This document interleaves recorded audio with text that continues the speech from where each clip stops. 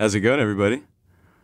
Welcome. If it's your first time or you're coming back, welcome to Happy Hours. My name is Henry, and we're just going to jump straight to it. We have a very special episode planned for you guys. I have sitting across from me lead vocalist and guitarist of the band Tealsky. They've been on a crazy run these past couple months. They've released 2 songs this year. One of them is sitting at 250,000 streams on Spotify.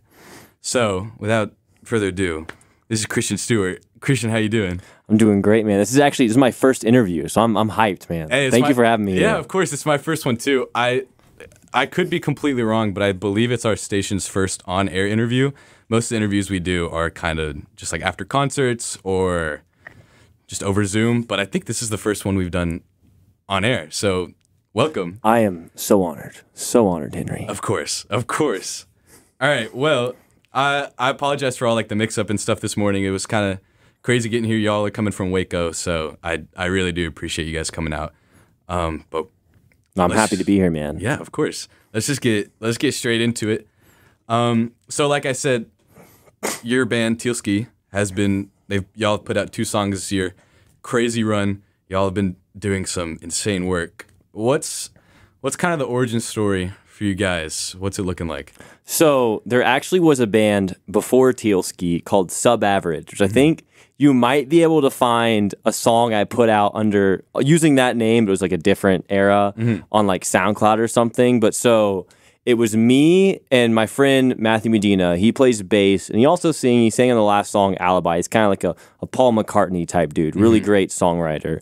So we not to go all the way back, but to go all the way back. I met him in 5th grade because he transferred into my school, and I went up to him and said, "Hey, we're gonna be friends." And so that's how we met, And so we started doing this band called Sub Average, which it was basically a Nirvana ripoff. I'm gonna be honest. Every musician goes through the Nirvana ripoff phase. Like everybody does it at least once. Like if you haven't yet, it's gonna happen to you. It's gonna get you. Right. So we started doing this band called Sub Average, and then eventually we kind of stopped doing it, But we had been doing music. So me, Matt, and then there's our actually guitars. We'd all been doing music separately, and so I came home from school one break, and we were just jamming, and we were like playing some songs, and we were like, "Hey, why don't we like put some music out there?" Because it's been my dream always to just to have something on Spotify and go, "Hey, I made this," Yeah, I am doing something over here, and so we started kind of jamming. Tealsky, actually, the name comes from the street where I grew up on. So we'd all go jam there after school, and that's kind of the abridged version of how we formed. Yeah, that's awesome. It's really sick that it goes that far back and that the connections kind of stayed that tight, because you don't really see that. Yeah, often. like me and Matt have like always been trying to do something creative. Before we were doing music, we were writing a script for a video game, which actually really? it was kind of a Halo ripoff. It was cool it was cool. He made soundtrack for it. It's pretty cool stuff. I think he's gonna put it out eventually. Like it's like electronic music awesome. on the side. Tealsky Video Game Publishing Company. You heard it here first. Coming soon. If anybody's listening out there and wants a video game similar to Halo, but it's not Halo, hit me up. I've got a whole script, whole soundtrack ready for you. Your email's about to go crazy. All right.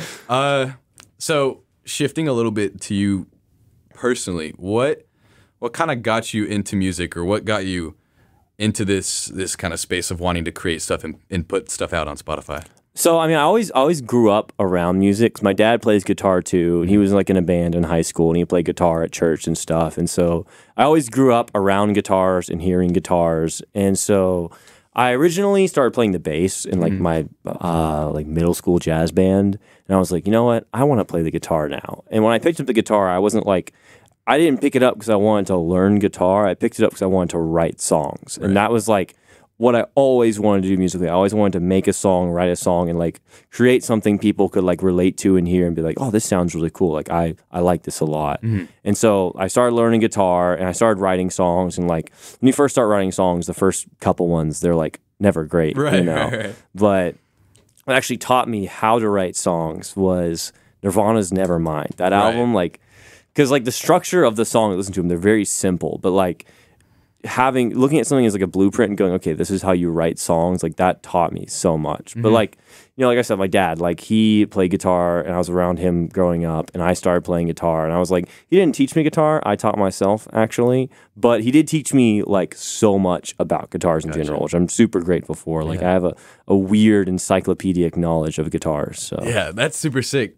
What's like how did your kind of interface and supplies and stuff grow? Because obviously starting out, I'm sure you didn't have a ton of stuff. You said your dad played guitar, so you might have had access to a little bit. But what did that growth kind of look like from starting out to where you are now? Like musically or like with my like, guitars and stuff? More guitars, but I mean both. Yeah. Okay. So guitars. So my first guitar was a Tom DeLonge Epiphone signature model, Blink-182, which was a sick guitar. Go. Yeah. I sold it. And I'm like, should have never sold it. Then I had this like ESP like metal guitar that was like the silver gray. I was like, I saw it in like one of those little Sweetwater guitar magazines. I'm like, this is so cool. Sweetwater's where it's I was at, like, Dad, can I get this for Christmas? That thing sucked. It was a horrible guitar. My first real guitar, and this is some really cool guitar lore right here. Right. So, actually, I'll tell another story saying like my first bass because that one's really funny. But so my dad has been going to this guitar shop in Dallas called Charlie's Guitar. And if you're not familiar, Stevie Ray Vaughan, they built a guitar for him there. Renee, his technician, used to work there. So like really important in my opinion, like to Dallas music history. And so I got my first like real guitar there. It was this Fender blacktop HS Jazzmaster that my dad got for like $397. And I've used that guitar on every single song. It's still like my favorite guitar. It's like it's grown with me. Like I've modified it as I've grown. I've like changed the pickups, changed the pick guard to make it look more like an actual Jazzmaster instead of the black with the sunburst, which was super ugly. But this little sidetrack. So having my first bass guitar was Epiphone Thunderbird bass, which if you don't know, they're offset, meaning the bottom's not flat. It's like kind of curved. Got you. So I picked it up, played it. I'm like, oh, this is so. It was like the Nikki Sixx signature models, all black. And I was in my little middle school emo phase. I'm like, this goes so hard. It's black on black. This is my dream bass. And then I put it on backwards and it just fell off the stand and like nicked the paint off. And I was like, Dad, I'm so sorry. And he was like, we'll laugh about this one day. And we laugh about it, you know, but that's how I got my first bass guitar. And then I've kind of just accumulated things over time, you know, like I recently got this really cool guitar from my dad. He kind of handed it down to me at graduation.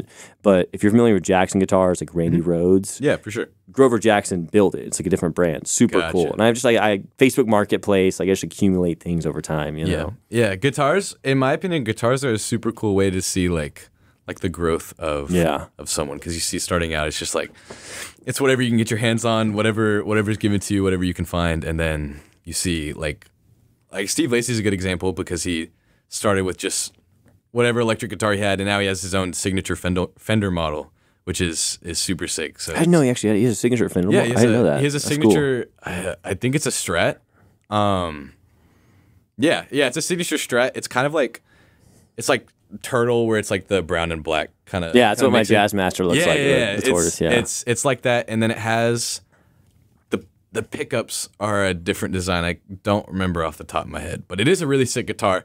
It's also like $500-$600, but that's a pretty good price for a Strat. Actually, I mean, that's what I love about this like day and era of music. And if there's any young musicians out there, all you really need is like one microphone and an audio interface, and like just your iPhone. Like, I mean, Steve Lacy did like all of his stuff on an iPhone, and like you don't need. I think like. In being a musician, there's like, I call it the gear industrial complex, because like half of music videos on YouTube are like, check out this microphone, check out this guitar. Like, you don't need all that stuff. You know, if I could probably get by with just my Jazzmaster and be perfectly fine. I have other stuff that's cool and it makes me happy, but like, you don't need all this fancy equipment. Like, you can make some truly beautiful things with I think limitation too. I'm a big fan. I think limitation is what makes you creative. If you have too many options, you won't get anything done. Exactly. If you have limits, like Steve Lacy had limits. He was on his iPhone. He could only do so much, and he wrote Grammys off that, you know?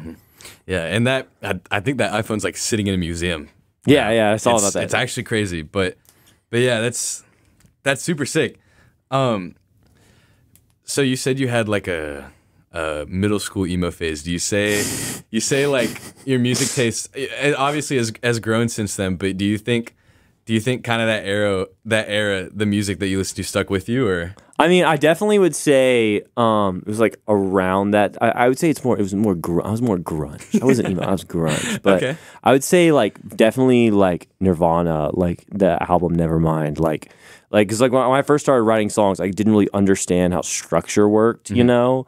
But like listening to the album, I was like, okay, this is how a verse and a chorus and a bridge works, and so like that was really really how I learned how to write songs. I think a lot of that music like influenced how I write. I mean, I grew up listening to like heavy metal. You know? I grew up listening to Metallica and like thrash metal and like all the stuff my dad liked, you know, and like a little Jamiroquai in there, you know, but a little funk. Of course. But yeah, I grew up listening to like hard music. That's what I've always loved. Is like really like, you know, just heavy stuff and some more melodic stuff in there too. But yeah, that's awesome. It's really cool to see, like you were talking about guitars and stuff. It's really cool to see how that stuff, like, even if it seems like a phase, then it really does just stick with you the farther on you go. If you're not aware, we have a comment box on this station. If you're listening on your phone, you can go to the top left. There's 3 bars, I believe. You get to the comment box. We have a couple comments in right now. Most are just showing support, so shout out to you guys. Thanks, guys. You're awesome. Thanks for tuning in. And then the top comment we have right now are, what are Christian's favorite songs to cover? Favorite songs to cover. So this is a funny thing is, so I actually don't do a lot of covers. I'm not saying to be like, yeah, I don't do covers. Like just like when I like started learning guitar, I would go and learn like bits and pieces of songs to learn the techniques to write my own music. Because like kind of like I said, like I learned guitar really to write music. I like to cover stuff too, you know. I mean, like I'm a huge fan of Citizen. That's like one of my favorite bands, like Citizen, you know, Basement, kind of like that 2010s, like post-grunge revival. That like you can hear that influence, like in Four Walls, for example, like the Title Fight, Citizen, Basement, like all the run for cover bands, like that influenced me so much. Like I'd say like Nirvana, and then like Citizen right after was like where I was like, oh, this is awesome. But I mean, like I like to play covers, you know. I see a cool song and I'm like, I'm gonna go learn that. But I don't like seek out stuff to cover. You know, I try and write more than I cover. Gotcha. Yeah, that's a good answer. We'll look at some more comments right now, and then we'll get back to some of our other questions. We have Matt Medina in the chat, who you mentioned earlier. He's the GOAT. He sang an Alibi. There you go. He made Alibi. Your biggest fan, Coop Dog Catcher, has commented twice, showing support. And then top comment right now is, what's your favorite guitarist? Favorite guitarist? I gotta say, I know everybody's like, man, this guy's a Nirvana glazer. But I gotta say, Kurt Cobain. Like, but I like him because I feel like hearing that when I was younger, I could really hear like he's not an advanced or technical guitarist. Like what he plays is really simple, actually. And I think that's what's amazing about it, is the simplicity of his parts. Like, you can hear that and go, I can play that too, you know? And like, I feel like as a musician, there's a lot of pressure sometimes. Like, I have to be the very best. I have to be the best at what I do. And I feel like you can get caught up in that so easily, where you worry so much about being a good musician, you don't think about being a good artist and a good writer. And that's why Kurt Cobain's like my favorite guitarist, is because like what he's playing isn't like any teenager can play Smells Like Teen Spirit. You walk into any Guitar Center, you're probably going to hear it. But like it was so simple that it resonated with people. Yeah, for sure. A lot of, I mean, he's popular for a reason. A lot of people, like, whenever you say that like either like a popular guitarist is your favorite guitarist, or this artist is your favorite, or this song is your favorite, like you'll get hated on because it's popular. But majority of the time, it's popular for a reason. Yeah. And it's popular because it's good. So Kurt Cobain is awesome. Going off of favorite guitarist, I love asking people this question, but what are your top 3 albums? The top 3 albums. Okay. I'll start from number 3. Okay. I'm gonna add an honorable mention in there. Okay. But number 3 is probably The Downward Spiral by 9 Inch Nails. I think production-wise, I'm actually working on like a little side project with a guy. It's kind of 9 Inch Nails influence. Shout out 9 Inch Nails. Who knows if we'll see the light of day? I hope so. It's really cool. Yeah. But I just think the production on that album is like so cool. Like the controlled chaos, and like you listen to the songs and like you can this kind of like influences how I try and like produce and record, is like the sound effects and the things going on besides the instruments really play into the atmosphere a lot. I mean, I don't think a single song on that album is a skip. Like it is even the atmospheric stuff goes so hard. Yeah. Like that is like one of my favorite albums of all time. I would say number 2 is either tied, but I might be cheating a little bit here. No, you're fine. You're fine. Youth by Citizen and Everybody Goes to Heaven by Citizen. Those 2 albums are just like 2010's post-grunge revival. That was like the pinnacle. I actually saw Citizen do like their 10-year anniversary of Youth where they played through the whole album, which was super sick. But like not a single skip on either of those albums. And I love how Will Yip, he produces them. I love how he produces those albums. They sound super cool. Honorable mention, make sure I get the title right. Yeah, go for it. One second. Are you familiar with Danger Incorporated? Yeah, of course. It's the one with I know titles by how they look a lot of the time, but Birds Fly by Night by Danger Incorporated. Honorable mention, kind of like because like that kind of like cloud rap, SoundCloud rap. That was like that album just is so cool. Like if you don't listen to like hip hop, like you go listen to that album. It's got like a little bit of a psychedelic influence. It's so cool. Then top, never mind by Nirvana. Like I've already can you tell I like Nirvana? Yeah, of course. Like I said, you talk about it a lot because it's good, and yeah, Citizen is an amazing band, and I mean the 2 albums that you started tied. You said it was cheating, but those 2 are just like amazing, insane albums, and I think it's so crazy. It's so like when we launched Four Walls, it's like I think they call it like Zoomer gaze or new gaze. There's been this like really big like comeback for like kind of that shoegaze, very loose like alternative rock, and like Citizen, like I would say Title Fight's kind of more at the front of that, and like Narrowhead, and like Citizen still plays a part in it, but like I remember listening to that stuff when I was like in middle school and thinking it was the coolest thing ever. And it's like so cool to see this like genre kind of come back into the forefront. I mean, for a while, if you go on TikTok, everybody was posting, every band was making that music, everybody was posting about it. Yeah. Like, and it's just so cool to see that come back. Yeah, man, I should have worn my Narrowhead shirt. You mentioned Narrowhead. I actually, shout out to our programming director, Caleb. When I showed up for my interview, he asked me, he was like, hey, are you familiar with Narrowhead? And I was like, I know I've heard the name, but I haven't listened to them. Right out of the interview, I put on, I think it was Ashtray by Narrowhead. I got hooked, and then They put out a deluxe of Moments of Clarity, and I bought the shirt and the CD for that. I remember seeing, as I kind of follow Run for Cover. You know, I think there's a super cool label. I remember seeing them get signed. And I was like, who are these guys?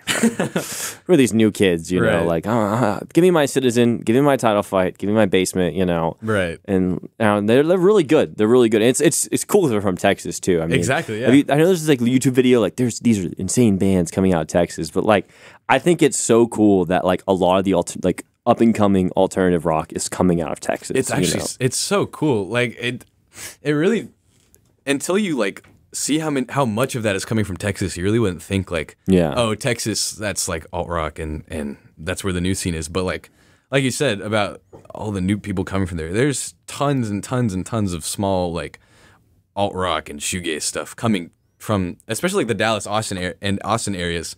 Tons of stuff coming from yeah, when you walk out in that 100-degree heat, you're like, oh, this sucks. And I just want to go back inside. I want to go back in and shoegaze. Exactly. All right, we'll read one more question from the comments before we move on and talk a little bit more about the band as a whole. But there's a comment that says, is there any country artist or guitarist that you enjoy or respect? Country artists. I might get hate for this. I really like, okay, so actually I like Marty Robbins a lot. Right. You know, I love old school country like Marty Robbins. Is Roy Orbison, does he count as country? We could say he does. Can say he does? Yeah, I mean, it's kind of like Americana. Yeah. Now, I might get some hate for this. We might both get flamed for it. But Oliver Anthony, I know people are like, oh, the political stuff. But political stuff aside, just like, my favorite song about him is Ain't Got a Dollar. Because, I mean, if you've been broke before, you can relate to that, you know? Right. I just love that, like, folky, like, because, like, I have no qualms with country. I'm not a huge fan of, like, the very overproduced pop country, but I like the, like, soulful, folky stuff, you know, where you can, like, really hear the emotions. I think, like, genre doesn't matter if you can connect with, like, the emotions in the song. 100%. You know? 100%. That's where I'm at with country. Also, country guitar players are insane. They're so good. Exactly. You listen to those songs and you really don't like, think that what they're doing is, like, super crazy. Maybe it's just, like, a few chords. But then you, like, watch them play the songs and their hand doesn't stay in the same place for more than like 2 Oh, like seconds. the lead guitarists too. Like, you know, like those guys up in Nashville, like the studio players, like they are insanely talented. It's so crazy. All right, moving kind of back into the view of Tealsky. I was talking about Four Walls earlier. Yeah. That's been y'all's biggest song by far. Insane. Y'all went crazy on it. I was not expecting it to like blow up that much. I was like thinking like 10K streams and I'm going to go like celebrate. Like this is it. And I saw like 10K and I was like, oh, 50K. And I was like, 100. Like what the heck? Yeah, and it's still going up. It's still going crazy. Explain the meaning behind it for those that either don't know or just haven't listened to it before. I'll give you the meaning and then I'll give you like the lore. Okay. Like, you know, how it was all put together. So Four Walls, it's kind of, so what it's about is like, it's about being in like in a relationship, you know, that like you've kind of fallen out of love with the person, you weren't in love with them in the first place. Basically, it's about being in a bad relationship. And like, you know that feeling of like, you know, you're going to break up with somebody and like, you think they don't know, but they probably do, and everybody around you knows. It's like it's about basically kind of like this feeling of like, you know, you're about to break somebody's heart, right? And it's kind of like an open secret. Like, so I used to hang out with these people in college, and Four Walls was this saying that was like it stays within these four walls, you know. So like the fact that I'm about to like, you know, break this person's heart stays, or maybe not break their heart, maybe they don't care, but break up with them, you know, and potentially make them sad. It's supposed to stay in these four walls, you know, but. In a situation like that, like they probably know, the people around you probably know. So it's kind of like an anti-love song. Gotcha. And then I started writing it actually the summer before I went to college. I wrote like the riff and like the first verse and chorus, which I mean, it's the same verse and chorus over and over, but different, you know? Right. And it kind of sat in the vault for like 2 years. How I write songs, I'll write something that's like, oh, this is really cool. Let it marinate. I let it marinate over time, you know? So I came back, so before Tealsky was Tealsky, back when we were just like, it was just three guys jamming, I remember I was like, oh, hey guys, I got this little riff. And I started playing it. And they were like, dude, that sounds like really cool. And I was like, oh, really? Thanks. And they're like, you got to finish that, man. And so I think that was really the song that kind of was like, we got a moment here. We're going to be a band. And then Bonito is just the first one we did. Because we were like, you know when you have a friend who like, it's like, I'm in a band, you know? And you're like, awesome, dude. Yeah. And then you hear him and you're like, oh. Which if you are that friend, keep trying. Don't give up. I'm not being a hater. Like, keep trying. The first couple songs you write they might suck, but you're going to get better just doing it over time. No one starts off great. But like, I remember like, I was like, all the people like are going like, oh, Christian's in a band now. Like, is it going to be good or not? So I was like, we'll do Bonita because that's like the fastest and like most technical sounding song we have. It's the most pop. You just hit it really hard right off the bat. And then Four Walls is like where we really came into it like creatively. All right. Yeah. And it really does show. You see, like you were saying, shoegaze and kind of just that rock scene in general, there's a ton of people doing it. And a lot of it is just kind of, you listen to it, it sounds just like thrown together. Very derivative. Very derivative. And like you were saying, keep going. It starts out that way. But like Four Walls, it just sounds so meticulous and like it feels like every inflection and like every note was like specifically placed to make this like insane narrative that carried over it. Yeah, it was. It shows in the success of the song. It was a grind. I think we worked on it for like 7 or 8 months, maybe even longer. And I think the longest part was just kind of figuring out vocally, because if you can hear, there's like a 3-part harmony in there, you know. And so like there was one version of the song where there was the harmonies, and there was actually, you know, like that heavy section, there was like some screaming in that, which really, I think one of my brothers said we should release that eventually. Maybe we will, like a version with the screaming where it's like getting intense, you know. Put out a Four Walls demo collection. Like that. The Four Walls like raw version, you know. And then there was a version where we took some of the harmonies out and we didn't do the screaming. And then Matt, our bassist, was like, hey, we should add those harmonies back in. And that was kind of like the final version. And also, too, it takes a while because, like, at the time, you know, I was in, like, Waco. And, like, our lead guitarist, our ex-lead guitarist, he was in Austin. And our bassist was in Lubbock. Right. So it's like, and our drummer at the time, super cool guy. He moved to Colorado, so he's not with us anymore. Still love the guy. Awesome dude. Harshal Gupta. Woot Newt on streaming if you want to look him up. Makes this really cool ambient music. he kind of just did drums for us. Like he was kind of like a studio drummer, and he helped with production and like quantizing drums, and like a lot of the atmospheric stuff came from him. But like basically, kind of getting off in the weeds here. Basically, what I'm trying to say is like we were all in different cities except for like when we were on break. So it's like the only time we could all be together to work on stuff was when we were on breaks. That kind of added the time to it. But I mean, yeah, like we were super like. Maybe even you could say maybe we were a little too hard on ourselves, maybe not, you know, who knows, but I'm like still really proud of like the work that went into the song and how it came out. Yeah, for sure. You were talking about you guys only having time to kind of make music when y'all are together doing breaks and y'all being pretty much across the state and across the country. Would you say that was your biggest challenge as a band, or has there been other hurdles y'all have had to kind of jump through? I would say one of the challenges for sure would be like the distance, you know, is like right now we have a new drummer in the band. I'm announced him on air. Kai Lopez, super cool guy, super fun guy to be around. Great drummer. He's our new drummer. And so like, for example, right now recording, he's in San Antonio. I'm in Waco, moving up to Austin. And then Matthew, our bassist, is in Lubbock, you know. So it's like, we're actually going to start recording a new song soon. So like getting that planned out though, that was tough, you know. But I mean, I think with any creative like endeavor, there's going to be challenges, you know. There's going to be like people aren't seeing eye to eye and stuff like that. And that just kind of happens. Right. Yeah. Yeah, for sure. I'm sure distance plays a huge part into it.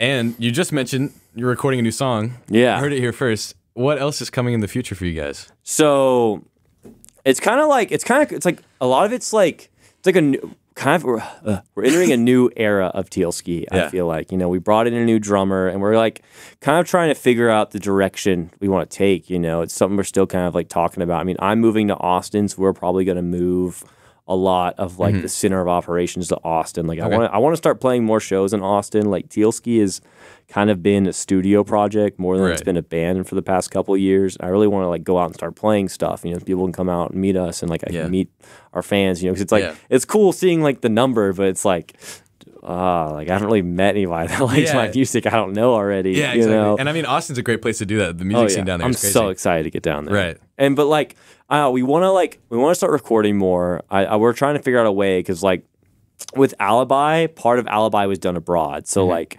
Matthew, our bassist, was sending stuff to me and I was editing it together. So like we want to try and figure out a way where we can work on things abroad. You know, that's something in the future. Yeah. Like I said, right now, like it's like we're kind of like figuring out a new identity for ourselves. You know, it's like a new era of the band and stuff. And like it has its own like challenges and navigations that we're like, you know, figuring things out. But I'm excited though, because like talked about like doing more radio shows like at other schools and things. Like I'm obviously so honored for you to have me here. This is awesome. Yeah, of course. And like playing more shows, recording more music, you know, like it's like it feels like the possibilities are endless. Of course, yeah. Yeah, and like I was saying, Austin is an amazing place to be able to grow as a musician and, like you said, meet people that actually listen to the song and not just have to look at the numbers.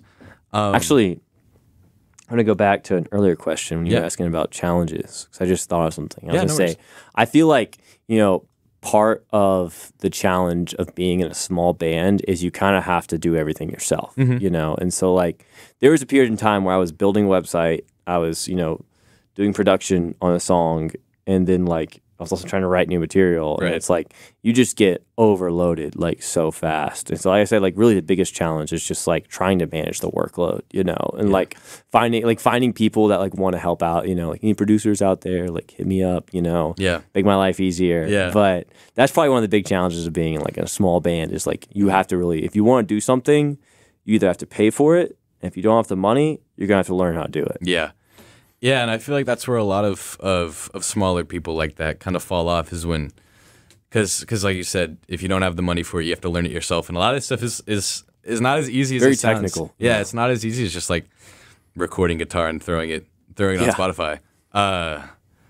But like I said, y'all have overcome that challenge, even though it's something y'all are still trying to figure out. I feel like y'all have crossed that hurdle, especially with Four Walls and Alibi, and it's just the success is very evident. Well, thank you. Of course, of course. One of the comments we have right now, it says, if someone is new to alt rock, what would you recommend as some good starter songs? And kind of bridging off that, what are some artists you recommend either old, new, just kind of what you listen to. This is going to be an esoteric answer. So the thing is like the music you listen to is going to influence your writing a little bit. And so if you want to make and everything's derivative. Everything's derivative. There's nothing original. Everything's going to be a little derivative. And that's completely okay. There's nothing wrong with that, you know. Four Walls has songs that influenced it, you know. But the stuff you listen to, that's going to be your influence when you're writing. So if you want to try, like, kind of be a little different, write something a little new, listen to things nobody else listens to. You know, go out to the small bands and things like that and check out. But I mean, some great, like, starters, alt rock. I mean, you could go like alt rock, like grunge, you know, Alice in Chains, Nirvana, Soundgarden. Those are like some classics. Now I would say like Citizen, Basement, like Title Fight, Narrowhead, like anything off the Run for Cover records, awesome, you know. And there's also like tons of cool stuff out there. Like we have a little playlist on our Spotify, it has like a lot of small artists that we listen to. And there's just one band out of New York. I'm trying to remember their name real quick. Sorry guys, let me look something up real quick. Go for it, don't worry. See if I can remember it. It's on our playlist. Sorry guys, I know silence is probably eating you. It's eating me alive right now. No, you're all good. That's why I talk so much. More than the silence starts, man. Thoughts start coming in. It's all good. It's all good.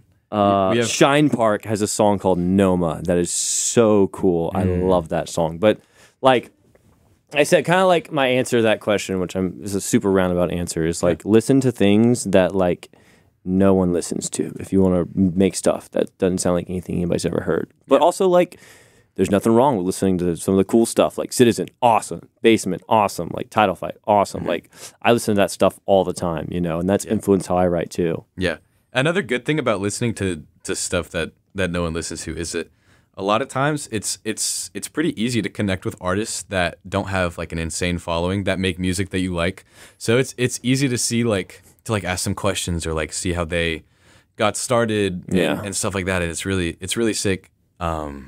To see how that can influence you. And I love when people like ask me questions, like, and when people DM me like, "Oh, what guitar stuff do you use?" I'll give them like a list. Like the amp I use is like I got it for like $200. It's like a super cheap amp. You know, like I love when people like if you have any questions, like just DM me on Instagram. Like I love talking to people that like our music or just want guidance and stuff. Yeah, we just got this massive comment that says, "I don't know if this goes to you while it's live," which it does. But please tell Tealsky that I love them. They're so cool and amazing. Thank you for having them because I'm their biggest fan ever. And you deserve all the recognition you get. So your biggest fan just commented, how do you feel? I appreciate that. That's awesome. The thing is, like, I remember, like, playing guitar in my room, writing songs, like, thinking nobody was ever going to hear it. And then, like, seeing that stuff now is just, like, crazy. Yeah. You know, people, like, look at my music and are like, this is so cool. Yeah. You know, like I love that people like what I do, you know, and I want to put more out there. And it just that's what gets me up in the morning, bro. I love that's just the feeling of someone being like, I like what you're doing. And I'm like, you know? And I mean in my opinion, it's super easy to do with your stuff because like I said, your stuff is a lot more like detailed. Your songs sound really, really crazy. And it's super easy to just like Tealsky. Like, well, thank you. I'm so likable. And I was talking about this with you before the interview, but like another reason is just like y'all don't have really a set genre. Yeah. Correct me if I'm wrong, but y'all have done Bonita and Tealsky and Alibi, and while like they sound similar, they like branch off of different inspiration stuff. Well, I like we kind of describe ourselves as like an alt rock band just because it's like most marketable. But I mean, I would say like. I don't feel limited by genre. Like Bonita was influenced a lot by like Latin music, bossa nova, bedroom pop, you know. Four Walls influenced a lot by like kind of like Citizen, like kind of that shoegazy stuff, you know. Alibi was influenced a lot by like so speaking for Matthew here, so I know you're listening, Matthew. I hope I get this right. It's a lot by Foo Fighters and kind of more heavier alt rock, you know, because Matt sings on that song, does a great job on it. But like, you know, I've got songs that are influenced by jazz. Like I try not to be limited by genre. Like I like the thing is like if you don't like alt rock, there's a song we have that you probably will like. Right. You know, like the next song we're doing, it's really influenced by like punk, shoegaze, and like goth rock. Right. So it's gonna be like a weird mixture. Right. I'm glad you said that Alibi sounded like Foo Fighters, because one of my like biggest fears doing like music stuff like this is that I call something by the wrong genre and then I just get blown up. And so whenever people ask me about the song, I'm like, it sounds like the song I think it sounds like the most is My Hero by Foo Fighters. Really? Yeah. I can like the way that Matt's vocals are on there and the way y'all go like super heavy on those guitars. That's the song it's closest to. So It's so much fun playing guitar in that. Yeah, and it sounds awesome. So I always like Alibi is like the Foo Fighters song that I tell people. Yeah. So I'm glad that you said that, and I'm not just like I'm pulling something out of nowhere, but Yeah, who can keep up with all these genres these days? There's like a new one every day. Exactly. That's like usually how I open my shows. Is I'm like, I'm probably gonna get one of these genres wrong. Please don't hate me if the mob's gonna come after you with pitchforks and torches. It's gonna be all the needle drop fans coming in. This is actually DIY indie disco. Exactly. So going back to talking about those kind of smaller artists, where do you find small artists like that? Like, where do you look for them? Where do you go? Well, I think this is the beauty. It's a double-edged sword of the day we live in. Is we live in kind of this era of like algorithmic discovery, you know. So I find tons of people off TikTok. I have some like great friends, like Samick. I might be saying it wrong. He's this guy from the Philippines. Super cool guy. We used to talk all the time. Not as much anymore because I haven't been on my phone as much anymore. So been packing, getting ready to move to Austin. But I've met so many cool people off of TikTok. Yeah. And actually check his stuff out if you have time. He's got some really cool songs on there. Or on the it's in our little playlist. One of his songs is if you want to go look. Stack playlist. Y'all go check it out. Yeah, but like mainly off of like TikTok and then like Spotify or like recommend stuff. I feel like I find more people off of TikTok nowadays than Spotify. For sure. I think we've kind of gone from the age of where TikTok, like where most of the stuff you were finding is like kind of, it was all like bedroom pop and stuff, to where like pretty much all genres are putting music on TikTok. Like I find a lot of music on TikTok. If you like the song, if you like right click on Spotify and you go to the radio of a song, it fills you out with a bunch of small artists. That's where I find a lot of stuff. But yeah, TikTok is crazy. It's really, really cool to see what kind of music you can find on there. I mean, yeah, like I feel like, because like I didn't know that like shoegaze was all of a sudden just gonna be like blow up, or like alt rock. Yeah. And so like we were supposed to originally release Four Walls like earlier before we started redoing stuff. So like it's honestly a really good thing it came out later, because we hit like right in that peak, man. Like right when it started like blowing up, we hit right there, and that's how a bunch of people found us. It was just like off TikTok. Yeah. Yeah, that's super cool. I also want to talk about, because I think this was a few months ago, but y'all released like a whole merch line. Yeah. I don't remember off the top of my head what month it was, but looking back to like when you were talking about starting at Tealsky as just a few friends jamming to going to now just merch brand. Also, guys, I shall say some of the t-shirts, they're like $40. I'm sorry. We need to fix it. It's because we chose this distributor because they were the only ones that like print a certain size, and they're like from England, and so it's like a $15 shipping charge we had to put in the price. So I'm switching it because like we still lose money on it, charging $40. So do not buy those t-shirts. I'm sorry about that. It's gonna be fixed soon. I got to go fix that stuff. Yeah. But yeah, if you want to check out the merch, it's tealskytheband.com. The price is going to come down pretty soon because I have to go in and fix a bunch of stuff because I didn't know exactly what I was doing at the time, and now I figured it out. But didn't mean to interrupt you though. No, you're all good. Seeing like that merch release and just where the band is now, just like how does that make you feel with just kind of the success that you guys have been seeing? I mean, I'll be honest. Sometimes I kind of get this like imposter syndrome, you know, where I'm like, man, like. I don't know if I'm that good, you know. I was like driving up here. I was like, man, I hope I don't mess up. And people are like, this guy stinks. Like he can't sing. Like what, you know? Like it like gets me hyped because like, you know, it was my dream to always like be able to pull up my phone and go, look, this is my band on Spotify, you know. But also like sometimes I do get like nervous, you know. I'm like, oh, like. You know, am I really that good? You know, like like as a musician, you always have this feeling in the back of your mind that kind of doubt yourself a little bit. You know, so it's like double-edged sword of like it makes me so hyped. People love our music and are like so enthusiastic about it and like reach out to us, be like, hey, I really like this song. Like this means a lot to me. You know, like that makes me so happy. But then sometimes you're like, like I have to like live up to this. Like, Yeah. you know, it's like we're not even that big. You know, it's like you know, you're just like, Yeah, of course. you know what I'm saying? Yeah, of course.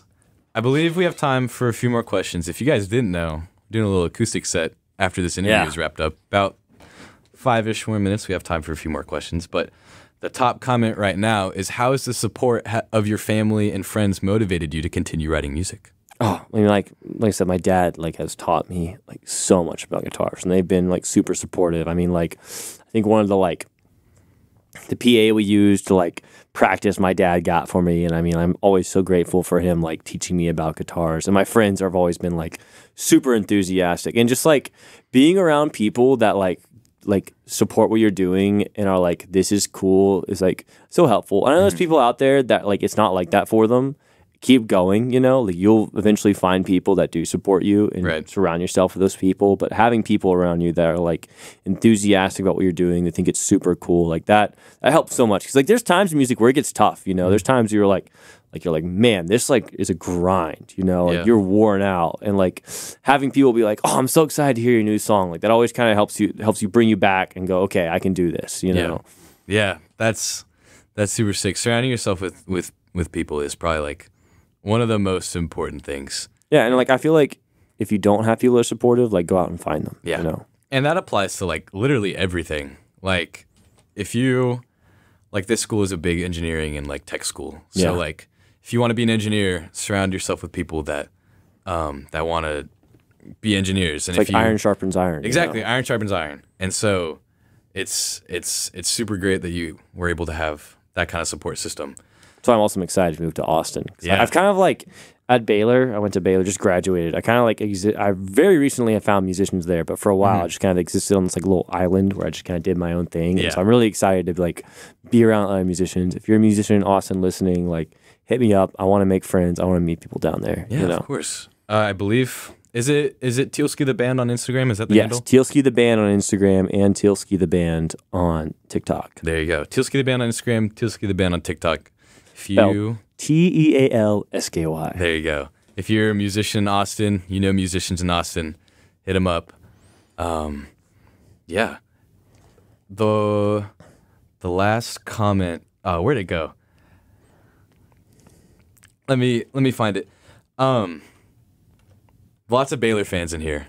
Let's go. Lots Sick 'em of Bears. Baylor fans. There it is. Any Waco top spots for great music? Because you're saying it took you a little bit to find music stuff in Waco, but what would you recommend? So I don't really know of any like kind of like traditional venues. You just kind of have to like meet people, because there is a cool underground scene. I've been to some underground shows. Went to the one that's like this Freemason lodge that was like really sick. There was like there's like this dad there who was like, what are these kids doing, jumping around playing heavy metal music? But you have to like. People will like post on their stories, like post like the shows. Like you have to kind of seek it out, you know. Yeah, I'm sure. Like I can't remember on the top of my head, but I know there's probably some Instagram accounts out there. Like I have friends out there that I could probably refer you to. That's like you have to I would recommend getting involved in like the underground scene for sure. Yeah, we got about a minute and a half left, and this is a pretty neat question. What was your artistic motivation behind the merch line? So my brother actually helped me design it. I have to give him a ton of credit for that. He's really big into fashion, super sharp fashion sense. So a lot of like, was the biggest inspiration behind it? Is that the question? Yeah, like artistic motivation, biggest inspiration. So I was really influenced by a lot of like CPFM designs, and there was actually a fashion brand in Waco, Fan of Your Happiness, Class A vintage goods. Like they also kind of use that font, the scrubby Bookman vintage. I love that font. Yeah. It's like you're seeing it more everywhere now, but that's like the coolest font ever. Yeah. But like kind of that CPFM mixed with like artsy stuff. Carson, I helped with the designs a little bit, but a lot of it was him, you know. I also just wanted to get it out there because I wanted to wear my Tealsky merch, and if people wanted to get it, you know, like sick, yeah, you know. Of course. Yeah, that's super sick. The CPFM inspiration is definitely there. Yeah. All right. Well, that concludes the interview portion. Again, thank you for coming out. We're gonna go into a bit of an acoustic set right now, so I'll let you get ready for that. But tune up real quick. if you guys have any other burning questions, like I said, you can leave them in the comments, and then I can give them to Christian right now. Or if after the show is done, like I said, Tealsky the band on Instagram and on TikTok. If you want to comment, DM, go for it. I always respond to DMs. He always responds. Unless I don't check my phone for a couple of days. Sometimes I don't check for a couple of days. There you go. But I will respond eventually. I do have to say you're probably like one of the most easiest. You're probably like the easiest person I've had to communicate doing stuff like this. Because like, especially with promoters of artists, you'll email them and they won't respond for like a week, and they'll be like, "Oh, I'm so sorry, I didn't see this." Well, no, you can't do this. My closing quote: the thing in music is, the best musicians are usually either they're reliable, so they're busy a lot, and it's hard to get responses from them, or musicians are flaky. That's just how music is, art is. People are going to be flaky. It's just kind of part of it. Yeah, very true. All right. Well, whenever you're ready, I'm going to turn your acoustic mic on. Ooh, all right. There we go. It's all you. Go for it. All right, this one is a classic.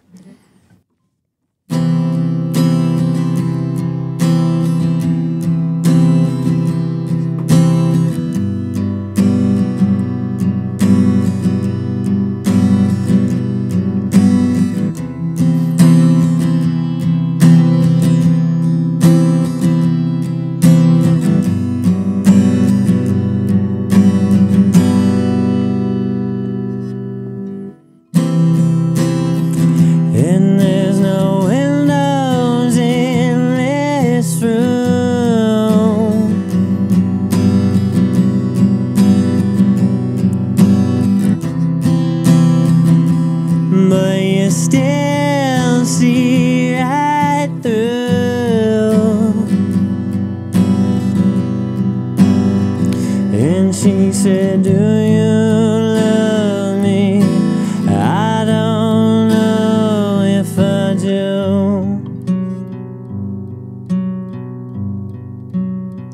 And she said, do you love me? I can't say if I do.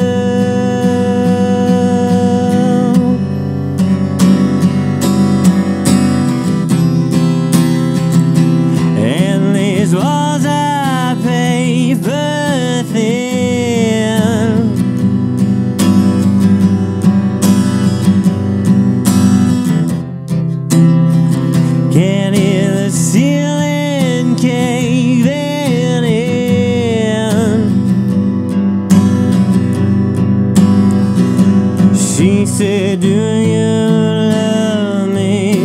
I don't know if I do.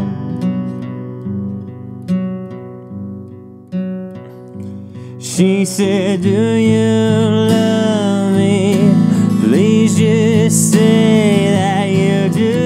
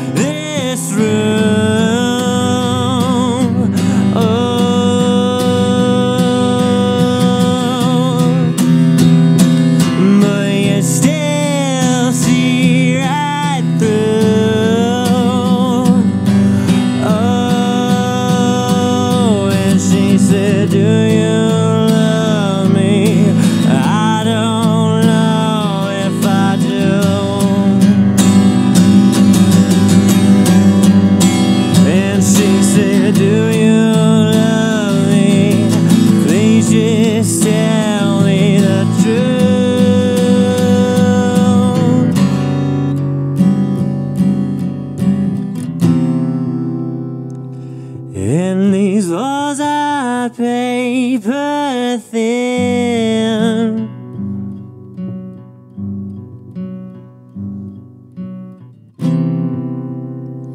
Can hear the ceiling caving in.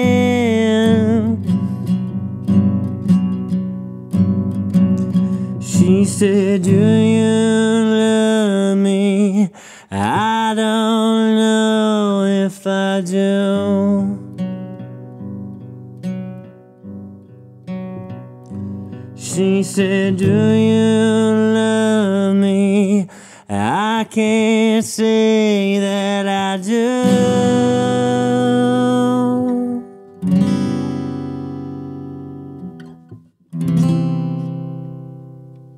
All right, this next one. Wow. Thank you. That was so awesome. That was so sick. Check my tuning real quick. Go for it. Someone commented, what's the unreleased song? This is Four Walls. You're about to find out. This one is called Brunette Part 2. There is a Brunette Part 1, but that's for another day. I really like Brunette Part 2 a lot.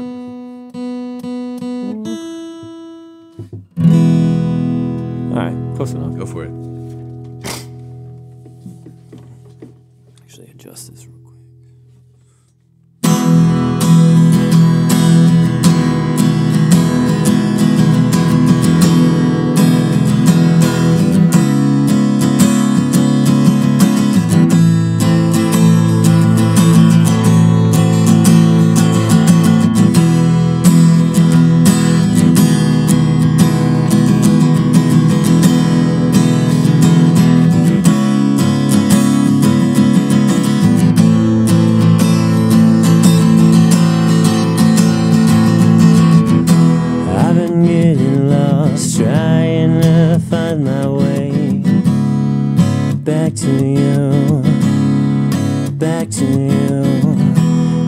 Searching out, but all I ever seem to see is right through in this guy to be someone.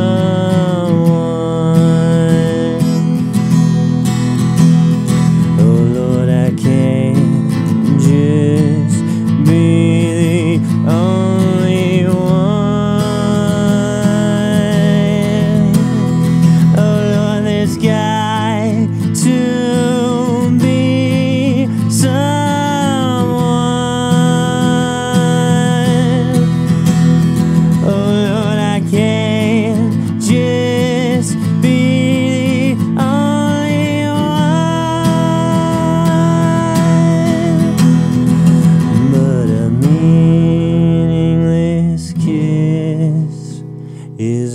Taste on my lips, empty caress is all that I knew, and I wish I could dive right into you, but we both know I'd fall right through.